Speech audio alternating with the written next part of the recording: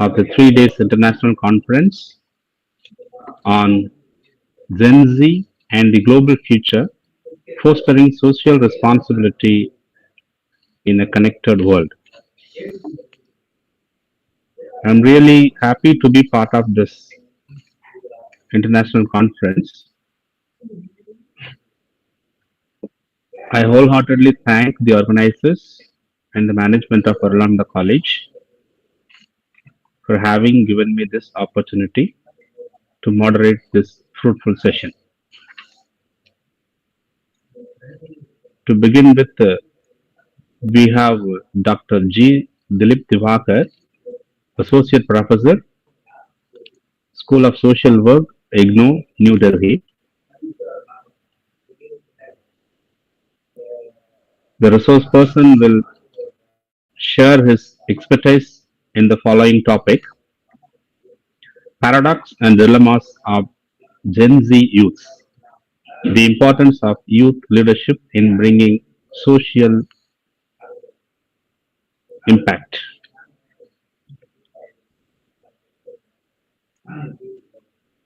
Dr. Dilip Divakar has put in so far 18 plus years of service, both teaching and in various academic bodies. He has completed his MA in social work, MPhil in public health, and PhD in public health also. To his pursuit, Sir has published and co-authored one book, and he has presented almost 40 research innovative articles internationally and globally. 2009, in 2019, he has also contributed and developed 4 quadrants for 3 lessons in the field of disaster management as well as welfare administration.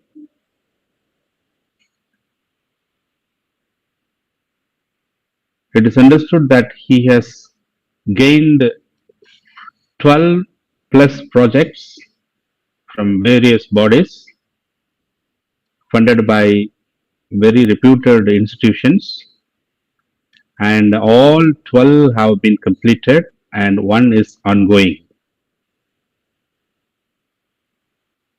He has been a training member as well as panel member for very many interviews, programs, and board of studies. He has also conducted so far 12 seminars, conferences, and workshops on his own.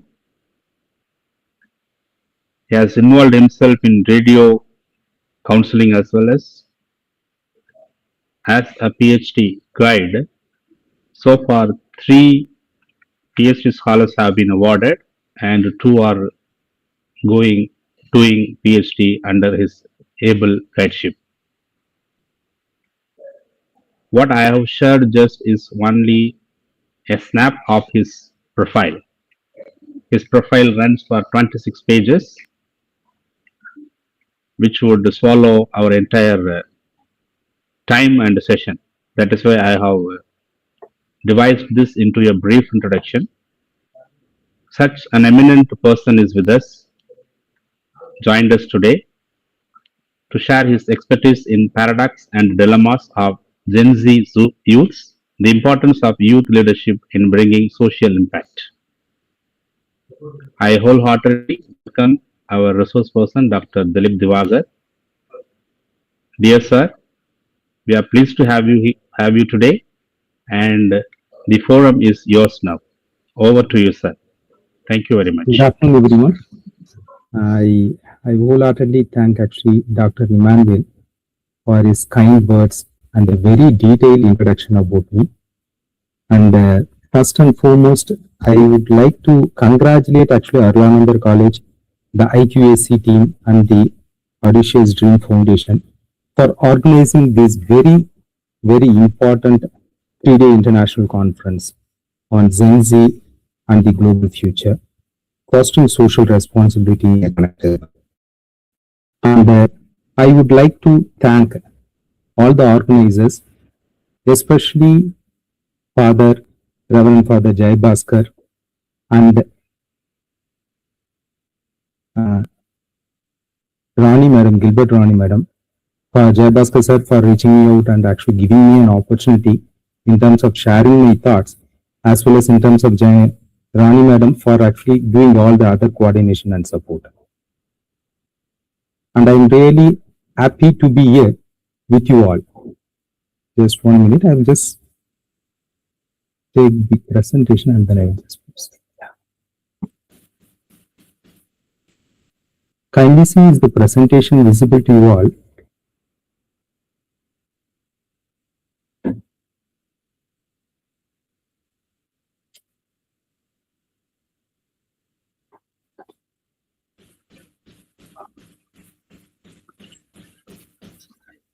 Okay. Yeah, is it visible? Okay. Yes, sir. Yes, sir. Yes. Okay. Yes, go ahead. See, the topic which I selected is actually paradox and dilemma of Gen Z youth, the importance of youth leadership in bringing social impact. If you see each and every generation, whether it is actually generation X or in terms of the millennials which we belong to, each and every generations, we had a set of opportunity. And similarly, there was certain expectation which is always one step ahead of what opportunity that we get.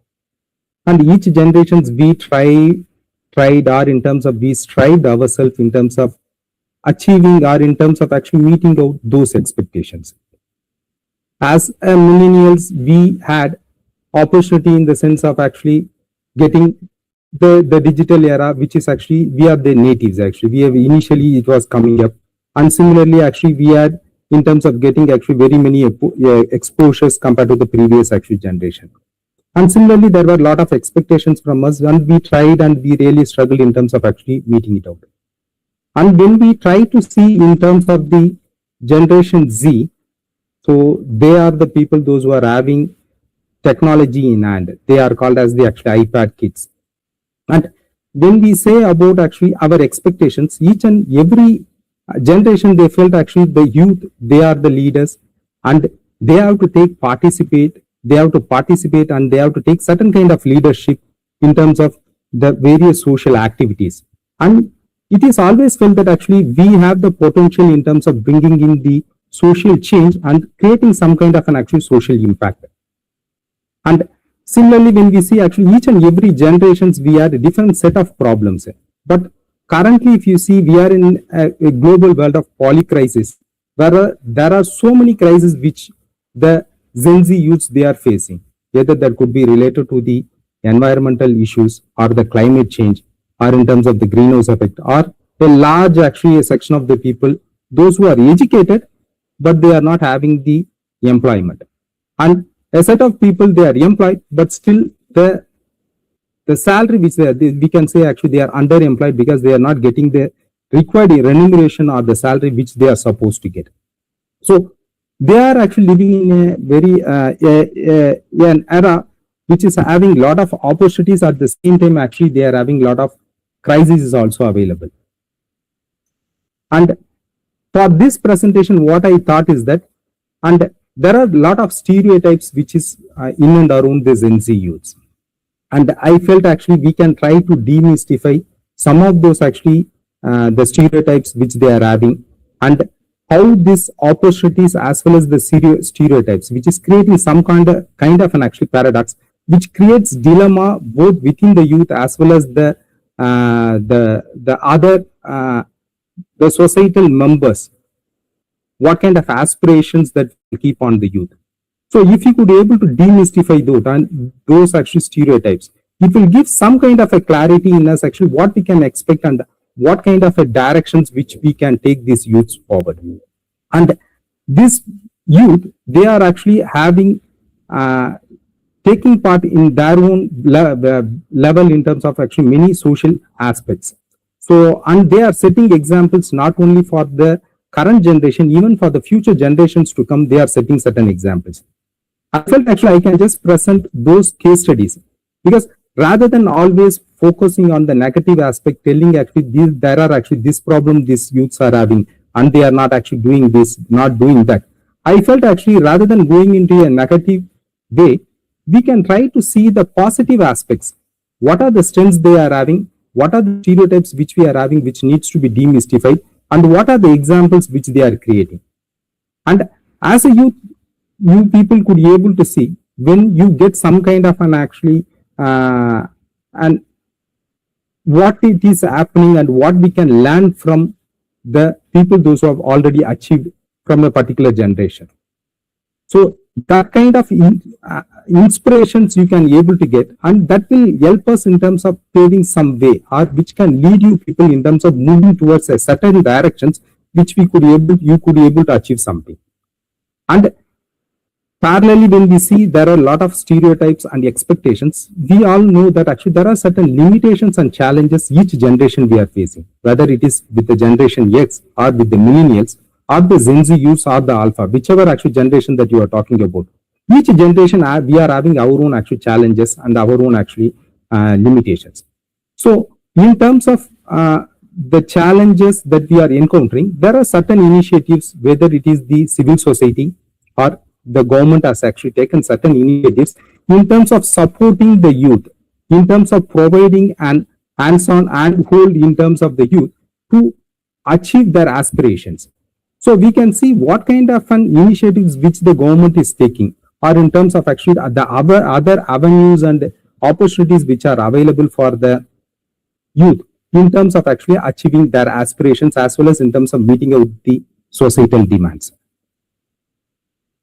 And when we try to understand youth per se, if you see, this would have been discussed a lot even in the today's inaugural session.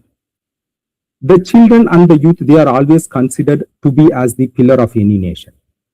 And when you see if the nation has to grow and if they have to develop, either in terms of the social or economic or psychological or spiritual, in whichever sphere that you aspire for, without the support and without the participation of the youth, the growth and development is never going to happen. And the situation, if you see, when all over the world, global world, everybody is pondering and everybody is struck with a problem, the demographic dividend, where each and every country they are having more adult population or elderly actually population. And India is a country where we are having a substantial portion of people, they are youth. And if you see, we are roughly having around some actually 28% of our population is youth, and it comes around some 371, and it is expected by actually by 2030 it will be around some 420 million people. And why this topic, when I introduced, why I told actually this particular actually conference is very, very important. If you see the Gen Z youth, they are the youth, they are born between actually 1997 to 2012. And if you roughly try to calculate their age, it will be roughly around some actually 14, 15 to 28, 29. So which is exactly matching what is the definition of youth, which has been provided by the National Youth Policy. So whatever the youth policy which currently actually is trying to aspire or which is trying to actually present, and what the Gen Z youth, it is exactly matching. So that's why I feel that actually this conference, which is happening at the very right moment, so that it can really give a very clear-cut directions to the youth. Okay, in terms of informing them what kind of opportunities are there and what kind of challenges that they are encountering and what kind of set examples which are available, which they can learn from and which they can actually move towards in a certain direction. So in this context, actually, this particular conference is very, very relevant. And if you see over a period of time, the government has come out with actually many youth policies. So the first national youth policy, which has come in 2003, and the second one in actually 2014. And currently, actually, the government is working on the third youth policy, and which is already, which has initiated in 2021, and already 2 drafts have come, and the final draft, which is currently available in the ministry website. Okay, so you can see that actually the youth policy gives certain directions which is aspiring from the youth and which is actually want the youth to contribute in certain way for the nation's actual growth and development. And parallelly, if you see the Niti Aayog subcommittee, which is majorly focused on the youth, which also reiterates and stresses that India is one of the country which is having a fast growing actually population when it comes to the youth. And the youth, they have the potentials not only in terms of creating change for the current generation, even for the future generations to come. The youth, they are having that kind of a potential. And they very strongly say, either in terms of the Niti Aayog, whether that is the planning body of India currently, or in terms of the youth policy, they are stressing very clearly the country should invest as much as possible on the youth. Because when we invest on the youth, when we could able to create the improve the capabilities of the youth, surely they can able to create, they could able to contribute for the country's actually overall development. So that is the understanding overall the policymakers they are having with related to the youth, and this is the directions which they are trying to move forward also. And if you try to get a glimpse when it comes to what is the national youth policies tries to point out, and what is the directions which they wanted to take it forward, or what is that they are expecting from the youth. So this plan, when you see actually the national youth policy, when it came in 2003, it had a very, very limited scope in terms of looking into making the youth to participate in the spiritual and other actually activities, bringing in some kind of an inclusivity, and wherein they have not given much stress when it comes to the gender, especially when it comes to the women development, they have not given actually much stress on.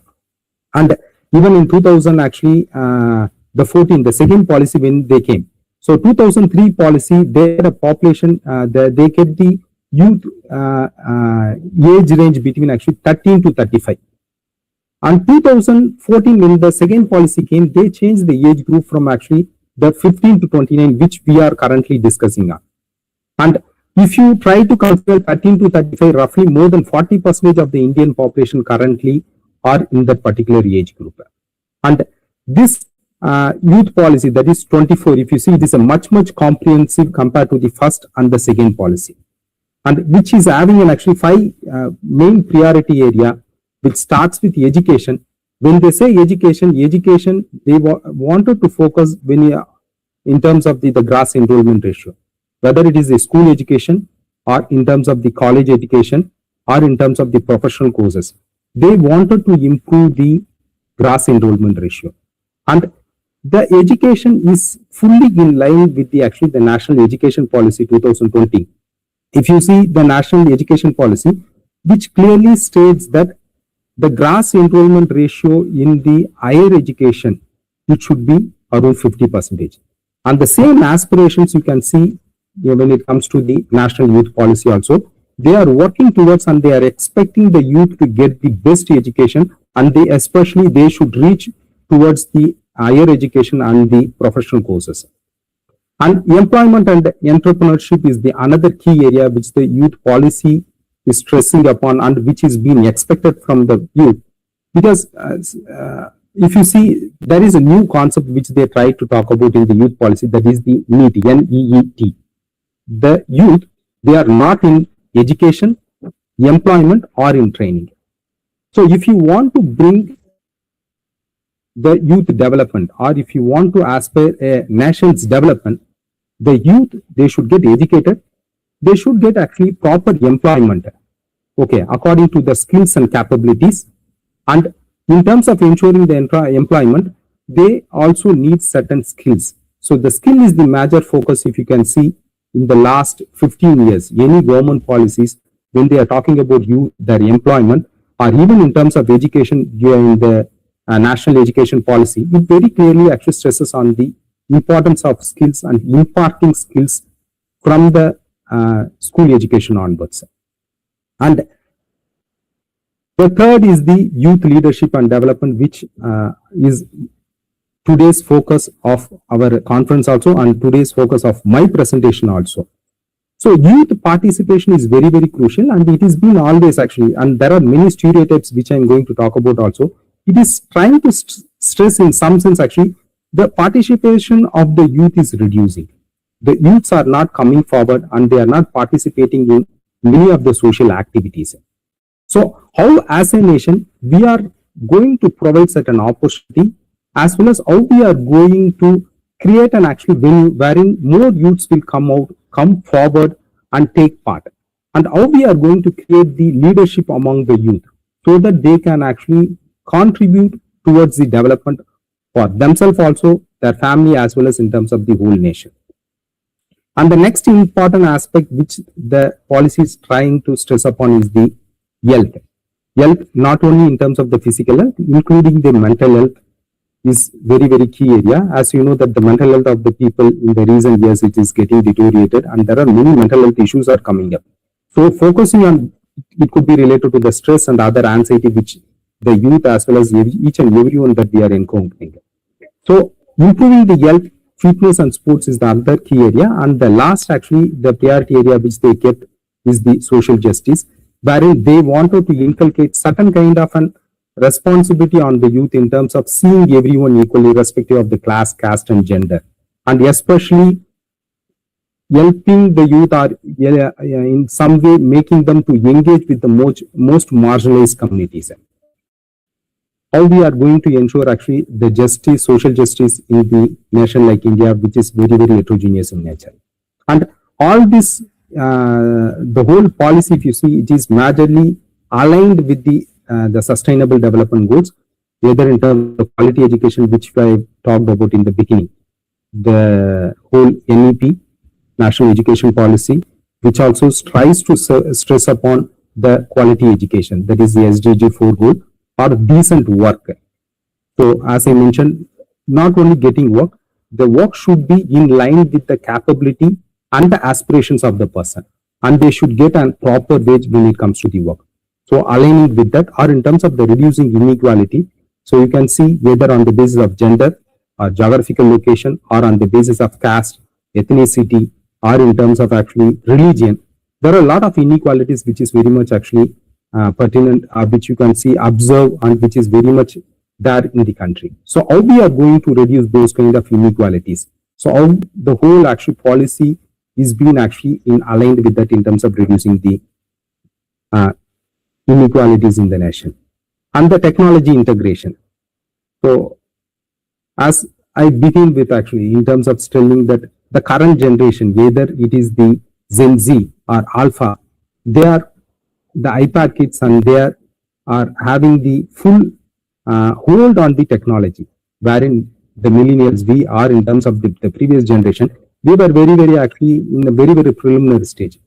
So on seeing the kids, maybe the 3 years or 4 years old, the hold that they have in terms of technology and the way that they use the technology, whether it is phone or computers, or in terms of the understanding they have with related to the technology and the way that they handle it, it really surprises many people. So how we are going to use that particular actually the technology, and how we are going to integrate that technology in bringing the overall actual growth and development is the other key concern of the national youth policy. And when we say the national youth policy, so though we are having actually so much of aspirations,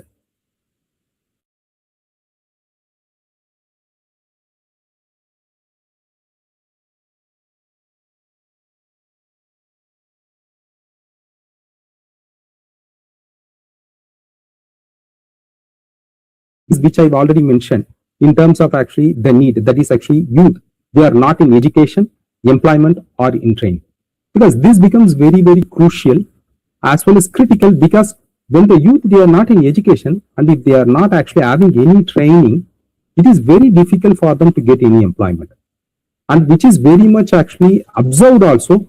Roughly around 30% of the youth in the age group of 15 to 29, okay, they are not having this actually, not in education and employment, and which is really affecting their employment. Around 23% of the youth, they are not having any employment, and they are unemployed currently.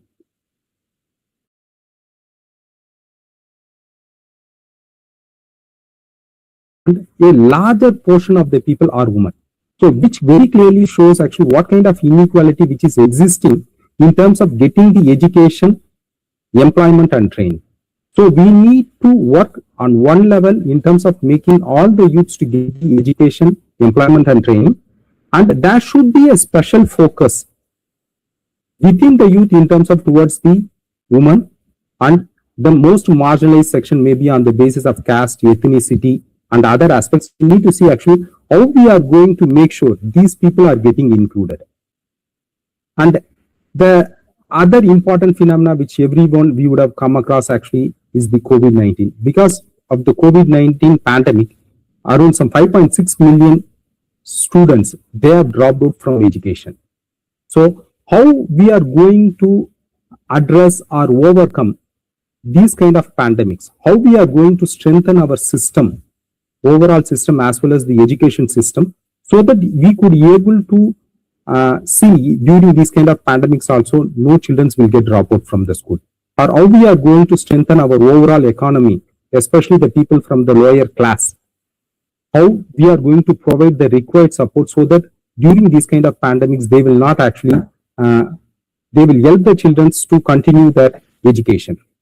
And our major focus should be, see, if at all, if you wanted to address the youth, those who are not in employment, education and training, or in terms of the youth, those who are getting dropped out, if you are not having a special focus with related to the economically marginalized and the other actually vulnerable sections, surely we could not be able to bring in the inclusivity. And parallelly, the government also acknowledges most of our programs, they are siloed in nature. It means actually they are vertical in nature. There is no integration, or we can say the convergence which the government is talking for the last actually 10 years. So they wanted to bring in some kind of an convergence between the program. So the same program, for an example, if there is a program which is being conducted for in terms of the women's health, the same program is being done by the Ministry of Women and Child also, Ministry of Health also, and Youth also. So there are three different actually departments are doing the program separately. So more energy, more time, and more resources are getting actually wasted in that one. So we need to make sure we should not have an actually a siloed or an actually a vertical program. How we are going to make those programs horizontal, and how we are going to bring in convergence, so that we can be able to make use of the limited resources which are available for the social sector in terms of actually addressing the most marginalized community and addressing their concerns. Coming to the Gen Z youth. See, when we talk about actually Gen Z youth, so there are a lot of actually stereotypes which are moving around. On one side, actually the people say Gen Z youth, they are actually very technocentric. And they are actually very advanced in terms of actually using technology, and they are having more information in hand, and they know more information compared to the previous generation. And many times even it really surprises to see my own children, they are coming and actually teaching us on many aspects, whether that is related to the space or in terms of the science or in terms of the many other aspects, because they are having technology in the hand. So when we have to actually look for any information, it is very difficult for us. Even that time, actually, even the Google and other things during our school days, it was not available. So for these kids, if they will with one single click, they get all the information. So the information availability is more with the Gen Z or in terms of the generation Alpha. But parallelly, if you see, though they are technocentric, they are having more information, they are having more opportunities, even in terms of the overall per capita income, the purchase power parity, if you see, PPP, it has increased a lot. And either in terms of the all other actually other technology and facilities, whether including electricity or whatever actual facilities which the generation required, everything is available compared to the previous generation. And the major claim is that these children are not using those technologies properly. They are not using the available opportunities properly. They are not moving in the right directions. And they have kept many stereotypes in mind. The first one is actually most of the Gen Z kids, they are lazy. They are actually not ready to take up any work, and they are not ready to do any work. And they are mostly disengaged. They are in their own cuckoo's nest. They are not ready to come out from that. And they are not able to do any work continuously. And there is an actual conception also that they are anti-work. They are not ready to work at all. And they are very fragile. Even for any small issues or any small problem, if they encounter, they become very anxious. They don't know how to handle it. Or there is also an actually stereotype which says actually they are the quitters. They cannot able to sustain anything in terms of doing. They are quitters and they are job hoppers. They cannot actually continue to work in an organization for a long time. And they ask for more entitlement. They ask for more salary, the more benefits, more actual security and all other things. And they are tech addicted, not tech savvy we are telling, they are tech addicted. They majorly actually spend most of their times in terms of actually the technology only. And they are actually the iPad kid, they don't want to move out of the gadgets. So these are actually certain stereotypes which are very much actually prevalent among the Gen Z kids. Though we are telling all these actually problems with the Gen Z kids, what I wanted to present is that we need to contextualize this whole thing from an actually a perspective. We need to understand. See, as an actual outsiders, we always say what we see. It is a very, very relative term we are saying. Whatever I say, it depends upon actually the social and economic condition I have come from and what kind of opportunities I had. Accordingly, I try to assess the other person. And in social work, we always talk about actually empathy. We never try to put ourselves in the shoes of others. We never try to put ourselves in the shoes of the Gen Z generation. Okay, in terms of understanding with related to the opportunities and the situation which they are undergoing, how we can actually understand the situation and how we can actually present it. So it is a small attempt in terms of actually trying to see from their perspective and what it is actually happening and how we can try to demystify or understand all the problems which has been actually stated now. Gen Z kids, I don't want to elaborate further because people, by this time, all the people, those who are attending the conference, they would have understood actually the children, those who are born in between actually 97 to 2012, they are the Gen Z kids. And in the beginning, as I mentioned, this particular actually generation, they are actually in a global actually polycrisis they are encountering. So compared to the previous generations, the problem which they are encountering from 1980s onwards, the lot of actually the environmental issues you can see, which is very much actually there, either including actually the climate change or in terms of the greenhouse effect or in terms of the unemployment problem. And all these problems actually from 1990s, from 2000 onwards, it is very much prevalent. So they are living in that kind of an actually a situation. And these people, mostly they are told actually they are very fragile and disengaged. But if you see practically, these people are very, very pragmatic in the pragmatic people, because they are very much see what it is practical. So they will not try to live in an utopian world where people will only say that actually and not really act. In some sense, actually, these people are very, very practical in nature. They will look into what is actionable, what is practical. And they are very much flexible in nature. The previous generation, you can see they are very much rigid because they come from certain kind of an ideas which they don't want to change. But these kids, they are actually they are very much flexible in the nature. If they feel that actually this is the problem or issue which is stopping me from moving towards this particular direction, or if they feel that actually I wanted to do this, but these are the problems, they are more flexible enough in terms of changing that and moving towards in terms of practically in achieving certain aspects. And this particular cohort, when we say actually they are institutional agnostics, where they try to work within the traditional system, and when they feel that actually the traditional system which is having their own limitations, the previous generation, they will not try to go beyond. They don't have they don't dare to do it, that's what we can say. But these kids, they are ready to go beyond whatever the traditional system says, and they are ready to create their own parallel systems. Okay, either in terms of the startup initiatives which we can see recently, or in terms of the other mutual aid networks which they are creating, or using the technology creating more platforms.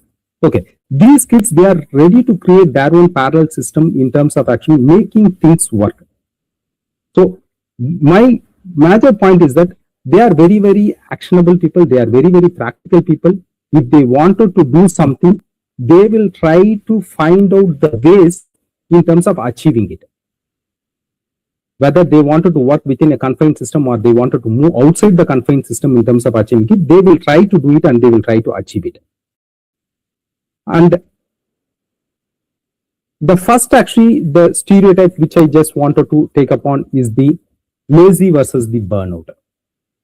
See, many of the people which we say that actually these people are very lazy and they are actually anti-work, they are not ready to actually take up any work and they are very quiet quitters. They will not actually continue to do any work. And if you see, most of the things, they are not lazy in the sense actually with the given level of actually inflation and the wage stagnation, they wanted to actually demand what it is rightfully does. If an organization, if they are ready to willing to pay actually whatever is actually deserved for them, they will ready to actually work for them. They wanted to conserve their energy and they wanted to use it for other productive actually factors. And the previous generation, if you see, there is an hostile culture which was very much existing. The people will work for actually, we all know that actually 8 hours is the working time. But if you go and speak to the previous people, most of the people, they will be working for 10 hours, 12 hours without getting any extra pay for the extra time which they work for. And because of this actually extra work for extra hours, what they tend to do is that actually they will get burnout very fast. And they won't be getting the sufficient time in terms of actually using it for their own actually personal care. So since they are working most of the time they work with an actually for the job, so they don't actually get their actually personal time for taking care of themselves or in terms of actually improving their actually mental health. So in that actually sense, these people are not lazy and these people actually they are working towards in terms of the burnout actually the paradox where they don't want to compromise on. If you are actually working, then accordingly I need to get the remuneration which is actually need to be provided for them. And the second stereotype which we need to understand is the entitlement versus the actually the transactional thing. So the young employees actually they demand actually high salaries, rapid promotion and the flexibility actually which is required.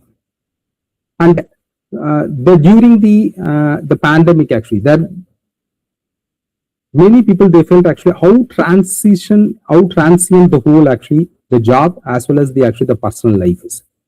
So they don't want to stick upon with actually one particular employer, okay, and they wanted to give their actually full devotion to an employer. So earlier we were always attached with an employer. We always have an actually a emotional connect. And we always feel that actually I am working for this organization and I will work for this organization till my end of my life. So that kind of a long-term actually some kind of a loyalty or commitment was there previously. And during the time of crisis, most of the places people felt that actually that kind of commitment has not really helped. And if you see, many times actually people working in the same organization, they will not get the required growth and development. Though it gives some kind of an actually permanency, but the growth and development when it comes to the remuneration or when it comes to the salary, when it comes to the other benefits, actually you could not have actually able to see that kind of a growth, actually economic growth and development. But whereas many people, if you have observed, the people those who are working with an organization for 3 years or to the maximum of 5 years, when they gained what it is actually they can learn from that organization. Similarly, whatever they wanted to contribute to the organization, if they have done it, and then if they try to move to an actually the other organization, they are getting an actually much better actually the salary hike as well as the benefits covered. So these people on one side, they wanted that entitlement. So I am capable of this, I am having this kind of a skill set, okay, so I need actually this kind of an remuneration is required. So we should not say that actually they are the entitlement, they are asking for entitlement. We have to see that actually what kind of the transactional actually the transparency that they are expecting and what they wanted to actually move forward. So mostly they are demanding for the meaningful work rather than simply sitting and actually doing the work. They want to see actually in what way I am contributing, in what way I am learning, and in what way actually it is really going to help me in terms of moving up in the ladder.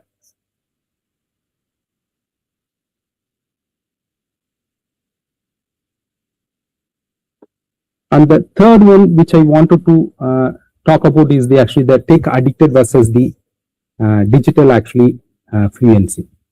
Most of the time, we always blame these people that actually they are actually tech addicted.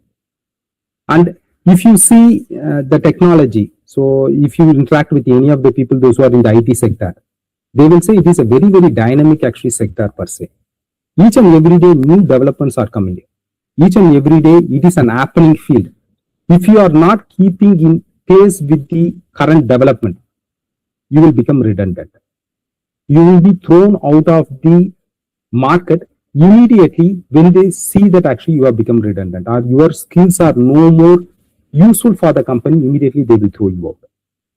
So in the sense which we see that actually they are tech addicted, we should see that actually they are getting actually the digital actually fluency they are trying to get, because each and every day new developments are happening. They wanted to keep in pace with the development. So both physically and digitally, this generation, they are keeping in line with the recent developments. And second thing, we have to see that this technology platform, it has become more inclusive. So previously, many of the marginalized community, they were not able to come out and get actually a platform wherein they can able to share their ideas or contribute. But this particular actually generation, they have got an opportunity because of the technology. They could be able to actually, whatever the innovative, creative ideas they are having, they could be able to come out and then they can able to present, and they could be able to get the due recognition and the due either in terms of the economic and the other benefit which they need to get. This has able to create it. And few other aspects which I wanted to discuss in the same line. Okay. So the first one is the lazy and the anti-work, which I've already said. So if you see where this particular idea of actually the lazy and anti-work has come, majorly it is the managers observing actually strict boundaries and setting it. Okay. So the refusal of actually overtime, these people only, they are branding. So usually it is the management and the managers, they are telling actually all this actually the Gen Z people or the Gen Z youths, they are actually lazy and anti-work. Because they don't want to actually, the Gen Z kids, they are very clear that they want to work only for 8 hours, and the other hours, they are very much actually health conscious. They are very much actually interested in continuing the social and the other relationships. The previous generation, they did not give much time either for the family or for their friends and other peers. But these kids, they are very, very clear that they wanted to actually, work is work and personal time is personal time. They wanted to keep both the things actually different. They don't want to mix it up. So the work-life balance is much, much better with these Gen Z kids. So the previous generation, when they say that actually they are not ready to work more beyond the 8 hours, so immediately they will try to stick an actually a label to them that is actually they are anti-work or they are lazy. And second thing is the entitled, which we are, which has been already, which has been actually stressed. It is the request for flexibility and high starting salaries. That is where actually the major problem comes. So the earlier generation, if you see, they always say actually we started with actually 2,000 rupees salary, 3,000 rupees salary, and then now actually slowly I have just worked for a long years and finally I am in a position where I could be able to gain actually 50,000 or 1 lakh. But the current generation, the starting salary, recently the IIT Hyderabad person, he has started a salary with actually 2.5 crores. So the older generation, when they see that a person who is getting actually 2.5 crores per annum, a package, they cannot able to actually imagine of. And in the recent actually, from 97, if I'm telling for the last actually 35 years, if you see, almost all the technology actually institutions, earlier when we were there, so it was around some 10 lakh per annum and 15 lakh per annum, 20 lakh. Now there is no in lakhs actually. It goes in actually either sometimes in crores or else it is actually 50 lakh. 1 crore is actually the package which they are talking about. So when they want actually whatever is there, depending upon the skill set, when they are demanding for high salaries, again the tag is coming that actually these people are entitled. They are actually asking for more salaries. And they are actually, whatever actually their demand is, this is my skill set and this is the actually the inflation rate which is there, and this is the requirement if I want to lead a decent life. So to lead a decent life, and in terms of actually fulfilling all my requirements, I need actually this kind of a salary. That kind of a demand they are putting forth, and they are trying to negotiate. So which is creating a label or a stereotype that actually they are entitled. And the next one we say actually the fragile and anxious. See, previously there was always a taboo which is attached. So we cannot say that actually previously the people were not having actually the stress and anxiety. But there is always a stigma attached to it, and the people were not ready to come out, and the people were not ready to share that they are undergoing certain problem.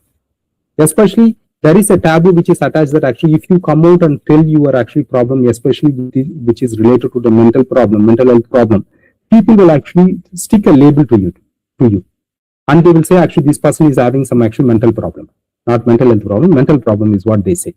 So the people who are not, because of that stigma, the people who are not ready to come out. Currently, if you see, the people are understanding that actually there is a lot of work stress and work pressure, and which is creating an anxiety or depression, and they are ready to come out and seek the help. Actually, they are ready to seek whatever help is required, whether from the professional or from the peers. So earlier, which they were not actually discussing this problem with their family members, especially with the friends and peers, which is one of the major actually the stress reliever. When you discuss with people, automatically almost 50 to actually 60% of your problem will actually go. Only if it is a very, very serious problem, then you have to go and consult with a practitioner in terms of seeking the appropriate support. Since because of the taboo, the people were not talking, the mental health problem get actually accumulated, and it is actually as a serious effect. This does not mean that actually the previous generation they were not having problem. Problem was not there. Problem was there, but they were not ready to come out. But this generation, they are breaking those stereotypes, they are breaking those stigma, and they are coming out in terms of actually telling, I am having this problem and I need this kind of a support. So we need to understand this from that particular actually perspective. And job offers, which I've already said. So most of the people now, they don't want to work with an organization for more than 5 years. They want to work only for the maximum of 3 years, to if it is a very good institution, to the maximum of 5 years. Because they feel that in 5 years period, I reach the stagnation. Whatever I can learn from the institute, within 5 years I will do it. Whatever with the existing skill set I can able to contribute to the institute, I would be able to contribute it. So if I am not actually moving to the other organization, wherein I will get more learning and more actually remuneration, it will become a stagnation and there won't be any growth and development for me. So they are very, very clear in what skill set they have, what they want, and what they really have to do. So that particular aspect you can see, that's why actually they are keep on moving an organization. There is a long time loyalty and commitment which we have seen in the previous generation. They work for the same organization for 15 years, 20 years, 25 years. They join an organization and they retire from an organization. If it is a government job, we can understand that. But in a private job, it doesn't make any sense actually why you are working in an organization for more than 20 years or 25 years or 30 years. Because an organization which cannot be able to, because you are acquiring certain skill set, you are acquiring certain expertise. Beyond certain point, most of the actual organization, they cannot be able to pay you. So then why you are actually unnecessarily sticking with an actual organization, okay, in terms of actually getting underpaid from that organization. So this generation are very clear. They don't want to actually continue with an organization for more than 5 years, wherever they get better opportunity. And when you are moving to a new organization, you should always feel that you have to improve your skill set. Otherwise, you cannot get the actually clear the interviews. You cannot get a new job. So they are keep on actually striving to acquire new skill set. They are keep on learning, and they are actually moving to new organization for better salaries. And the last one, actually, the tech addict, which we are actually telling, which I've already discussed also. So we, on one side, we are telling actually it is not tech addicted. They have to keep constantly in touch with the digital thing. Otherwise, they will become redundant. And the other thing is that whatever the technology which we say, so it is not that actually they are not ready to go for the face-to-face actually interaction or the feedback and other thing. But their initiation point is the tech. So they are using the tech as a medium in terms of getting connected with the people. But everybody knows actually there is a limitation with the tech in terms of actually after a certain point of time, once you establish the relationship, you have to take, if you want to take it forward, then you have to actually go for the person, meet the person, and you have to actually prove yourself, and you have to, either in terms of the personal or in terms of the professional way, if you want to establish, without meeting the person, you cannot able to prove yourself or establish a relationship. So they are also well aware of it. So, and they are using this particular actually technology as a medium in terms of creating the initial dialogues or initiation, the first initial process only they are using this technology. We have to see it from that particular perspective.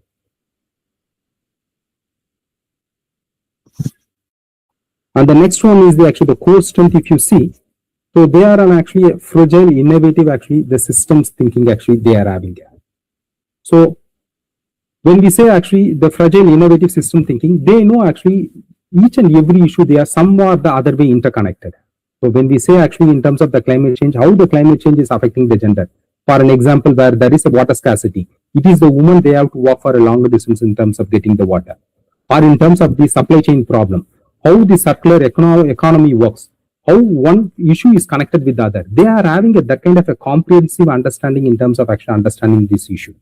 And they know actually how to use the technology within a very short span of time with a very, very limited resources, how efficiently they can work. That kind of a perspective they are having, and they are actually very radical actually inclusion, which I already said that technology provides a platform wherein the people from the most marginalized community, because of your identity, previously you did not got the problem. But technology provides a platform, they are ready to come in terms of actually exhibiting their talent and creativity, their innovations. And the Gen Z generation, they are not mostly looking into what background you are coming from. They are looking into your ideas, your creativity, your innovation. So in that sense, actually, they are ready to be more inclusive in nature. And rapid mobilization, this generation, because of the social network that we are having, either in terms of the Facebook or in terms of Insta and all other things, they could be able to mobilize people very fast. Either in terms of fundraising, the online actually, the digital platform they are using for the fundraising, they could be able to mobilize. If you are having, your idea is clear, if your intention is clear, if you really wanted to do good, they could be able to actually convince the people, and they are actually able to mobilize the fund, or they can be able to create actually the awareness campaign at a very, very larger level. Studies I will just browse through because already we are running short of time. See, if you see case studies at the global level as well as actually India level, the Gen Z is the Gen Z generation, they are very good. Either starting with actually the Greta, Swedish actually person, okay, at a very young age actually she could be able to work on the climate change and the social issues, and she has created an actually a separate phenomena that is called actually the Greta effect. So the Friday for the Future movement. So wherein not only because of her, so many people got inspired. Even in India, if you see, there are many climate change activists have come after actually the Greta effect has come. So many people got inspiration from her, whether an individual person can create a change. So it is not that always the people have to, large number of people should gather to create change. So that one person individual effect automatically actually it creates a chain kind of a thing, and it creates an effect. And she has got actually many international awards and actually honors she has received. Or in terms of when we talk about actually Malala, again a Gen Z generation girl, which she has actually worked towards the actual education of women and children. With all the stereotypes and limitations which was existing in Pakistan, she could be able to present her ideas, and it has backfired in some sense. Actually, she has been shot and she has to take a bullet, but still she was vocal enough in terms of actually talking for the rights of the women and children.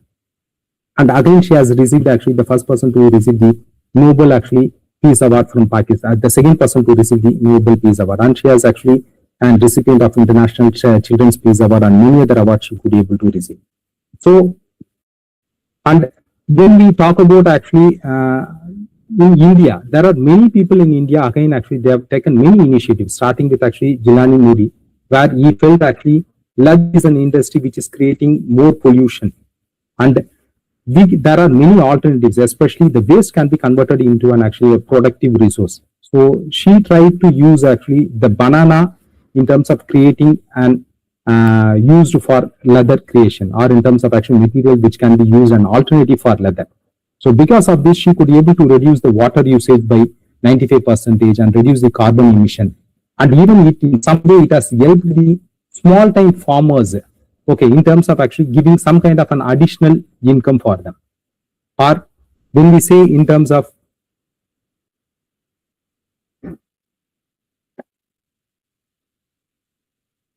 Garbita Guloti, again, she is a person actually who has tried to see how the water scarcity, water is an actually bigger problem in India.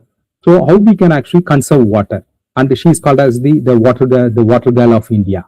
And rather than actually filling full tumbler of water in the restaurants, if you most of the time actually the people will take 1 or 2 sips and they will waste the water.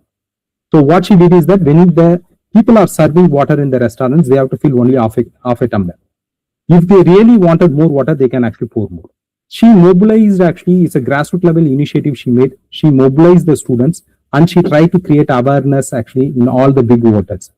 And it has really created a big change. And they could be able to create awareness in terms of actually better usage of water, as well as they could be able to conserve water at a very, very large level. Again, if you see in terms of Archit, it is an initiative with related to the health. So he has actually made an action during the postpartum actually unit. Many maternal after the childbirth, the maternal mothers used to die. So he created an actually a PPP cup which tries to measure how much blood is they are getting loose. So accordingly, what kind of an actually health initiatives can be provided so that actually the maternal mortality can be reduced. And this has been adopted in 50 hospitals, and many actually lives of women, especially the maternal mothers, have been saved. These are actually certain examples. If you really see in India, there are many case studies. So I've just tried to put few, whether it is related to actually Barsha. She has created an actual community radio in Madhya Pradesh to make the women's issue felt and bring out the issue and creating an awareness. Or in terms of actually Neha, in terms of zero waste management, creating actually Parva organization, or in terms of Sneha, the plastic campaign, which has been acknowledged by UNEP and she is part of it. Or Aditi, in terms of actually entrepreneurship, founded the Zepto. And many people, either in terms of sports, you can see actually Anandar, Vishali, or in terms of actually in the Para Olympics, many of the people, either is Tulasimati or Manisha, or in terms of actually the Mariappan, though he is not an actual Gen Z, he was born in 95. But he is a triple actually, continuously 3 Olympics he participated and he got. So you can see that actually there are many examples from Gen Z, they are there, whether in terms of actually health or in terms of actually the environment, climate change, sports, any field if you take, you can see the examples of Gen Z, they are really doing a lot. So, but parallelly we need to understand there are certain limitations with the Gen Z, what they can learn from the older generation. The first one is the long horizon organization. See, whenever they start actually, they are very good in techie, so they could initiate and start an actually a movement very easily. They can create, and many people will try to actually they create an awareness, and many people will join. But how to sustain a movement, they don't know. But that is what actually they have to learn from the older generation. They know actually how to sustain an organization, what are the factors required, what are the factors which really hinders in terms of continuing movement, that they have to learn from the older generation. Or in terms of actually the coalition durability. See, these people are very sensitive. If somebody is against actually their ideas, they don't know how to maneuver, how diplomatically handle that actually we call the cancel culture in terms of agreeing with with whatever the disagreement, how to take it forward. Or in terms of the operational definition, because they get very bored actually if it is not moving in a direction. So how essential is in terms of actually maintaining certain governance or compliance so that actually they could be able to continue the startups. These are startup generation. They have many new ideas, creativity, innovations they are having. How to continue that? Or in terms of the consistency, they start some work, but when it is going low, they cannot be able to sustain it or continue it. How the consistency that they can learn from the older generation. The time management is other bigger issue, which is the major complaint. So these people, they don't prioritize the work. They don't actually meet the deadlines. They don't actually maintain a proper schedule in terms of keeping it out. These are certain things actually they can learn from the older generation. If they could be able to put together whatever their specific skill set and the opportunities that they have, and with the actually the older generations, the knowledge, wisdom, and skill, they can able to really do wonders. I'll just take another 2 minutes. I know that actually it's already time up. So the last thing actually which I wanted to stress is that keeping in mind with the national youth policy, or in terms of the Niti Ayog's actually the commission's report, or in terms of the direction which the nation wants to move, the government has created many initiatives, starting with actually the skill development mission, under which the Skill India mission, as well as the Pradhan Mantri Kaushal Vikas Yojana, or in terms of the employment assistance, that is the career guidance counseling, that is the national career services, or in terms of actually apprenticeship India. You can see actually every year the government is announcing the apprenticeship in all leading industries, where they are giving opportunities for the youth to get apprenticeship, or in terms of the entrepreneurship support. That is, yeah, there are many startups have been actually the government is funding. Okay, moving beyond the venture capital side. Okay, new startups the government themselves they are funding, or in terms of the Pradhan Mantri Mudra Yojana, where the government is actually giving fund without any collateral thing. They are giving fund for the youths to start up their own initiatives, or in terms of the youth mentorship programs, whether it is the NSS or the National Youth Parliament Program. Youth Parliament Program, again, they are selecting the youths and they are associating with the parliamentarians to support them to understand which direction the country is going politically and economically and socially, how we can they can play a major role in terms of the youth development. The initiatives have been actually taken by the government. And many other avenues which everybody knows, either in terms of the NSS or in terms of the civil society organizations or the commerce chambers, as well as the scouts and many movements. Actually, the youths are always getting an opportunity in terms of engaging themselves in the community, in terms of actually contributing for the community development, in terms of creating an actually a social impact. And the government has initiated the National Youth Council in 2013, and they are having roughly around 20,000 actually youth they have already actually trained, and currently they are having 2,800 chapters and actually 120 institutional chapters, wherein they are providing opportunities for the youth to come forward and then being a change agent and providing actually the empowerment of the youth and contributor. And as an institution like college where I studied actually from Loyola College, the idea of contributing or to the community. So we had an actually the outreach program. It is started way back almost some 20-25 years back in actually Loyola College. So 2097 I was joined that. So roughly around some actually 30 years back itself actually they have started the initiative.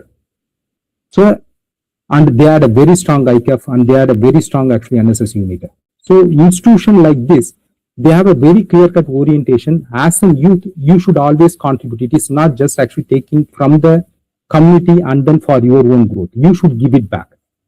And the way to give it back is actually in terms of going to the community, understanding the problem, and you contribute and bring and actually be a change agent and bring change in the community. So that kind of orientation is always there with the institution like actually the Jesuit institutions.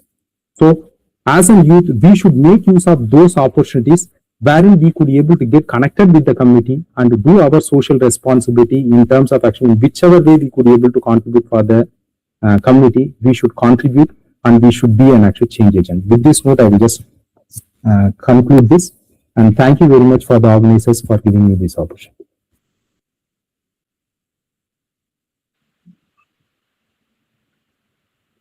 Thank you very much, sir. This session, the last 60 minutes, sir, have given us a clear platform to understand the Gen Z youth of today. Though the topic is not actually of our department or our discipline, but the presentation is entirely interdisciplined. I thank you for having given us an eye-opening session of about the Gen Z youth, how to have an approach starting from there are plenty of not ready to take up. They are not responsible. They are not work-minded or workaholic, whatever it is. But finally, you have made a clear-cut idea. All these problems are with us, but we have to bring a change. We cannot avoid this set of people because they are going to be the future of any country in terms of growth and development. So I thank you. Really, I make it a point that this session has personally also given me some input to understand the modern youth. Thank you, sir. It is for the audience or the participants, dear academia. If you have any clarifications or any doubts that to be clarified, you can unmute yourself and talk to the resource person directly, or you can put your queries in the chat box. If you could do it very fast, we can also wind up the session so that the other sessions can get or they could be begun as it has been planned. Over to the audience now.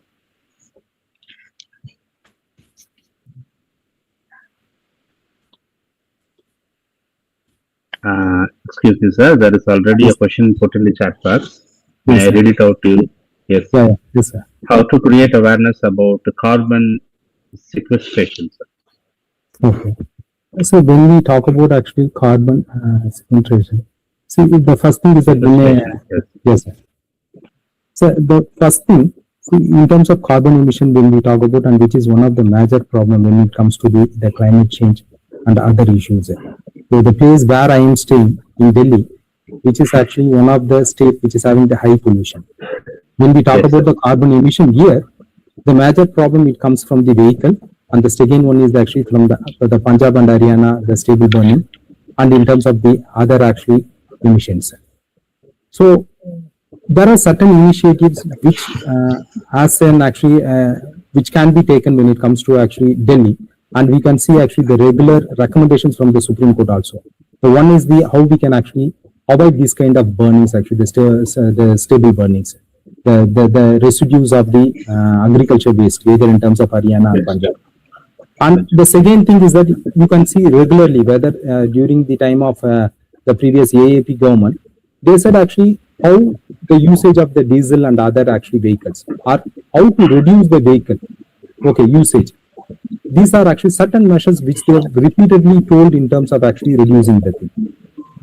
If you really wanted to reduce the stable burning, how to convert that actually the agriculture residue. Traditionally, if you see, the people add and actually the organic manure production. So the previously the other generation, or even in terms of Tamil Nadu, we never actually burned the thing. We used to plow all those things actually in the ground, and then we try to actually create that as an actually a organic or a natural manure.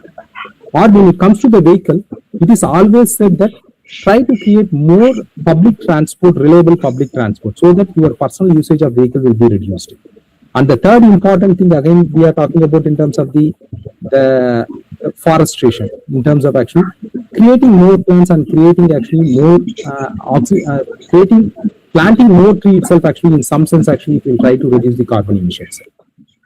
So these are actually the few examples, and even in terms of actually the emissions from the industries, how much actually height they could be able to emit so that it will not come into the actually atmosphere wherein we are breathing. So there are many other measures. In case of Delhi, if you have to say one, in terms of actually not to burn it, or in terms of actually using the creating more actually public transportation and reducing the individual actually the vehicle usage, there are certain measures actually which we can think of.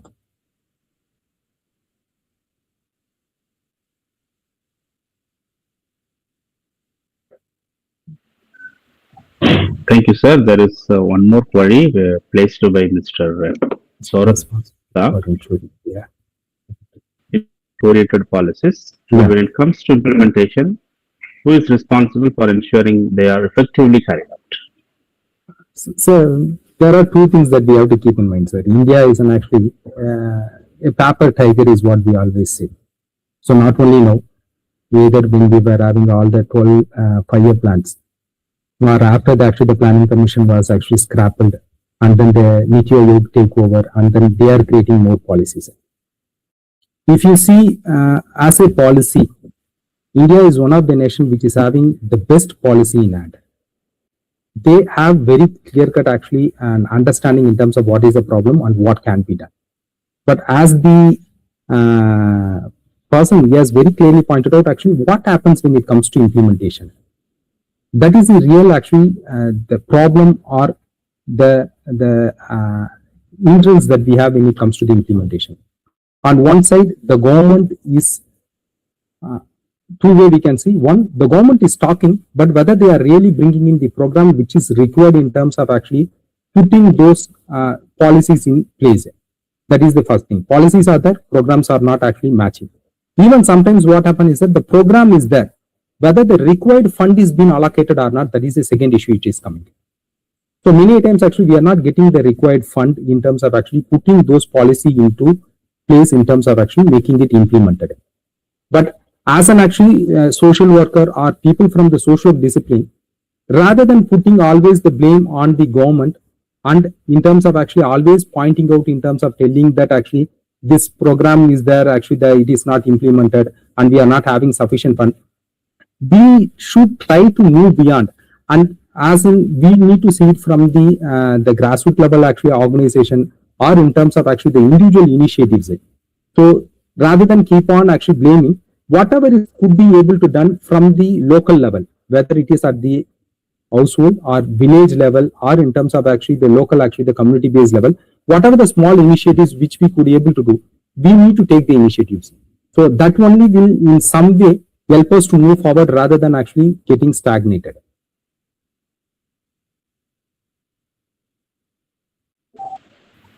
Thank you, sir. Thank you very much. In terms of the implementation, Yes, as they mentioned, actually there are many ministries, whether it is related to some of the ministries, women and child development, with related to actually the children and other things are there, youth development, youth is there, and many other ministries are there. But as I mentioned, there are certain limitations is there either in terms of the fund availability or in terms of the required programs are not there, which is there. But we should not stop on looking into those limitations.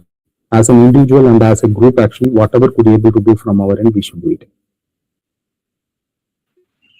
Thank you very much, sir, for having cleared the clear doubts of the members.